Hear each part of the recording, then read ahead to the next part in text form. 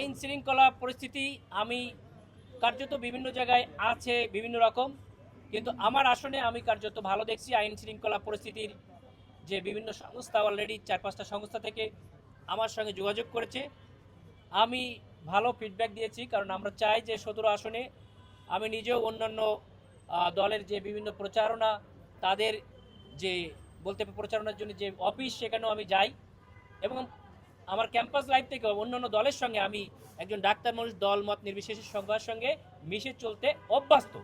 আমি এভাবেই চলার চেষ্টা করেছি। আমার সঙ্গে পার্সোনালি এখনও কারো কোনো সমস্যা হয় নাই। আমি অন্যকে আহ্বান করছি, নির্বাচন পর্যন্ত এটা হবে না।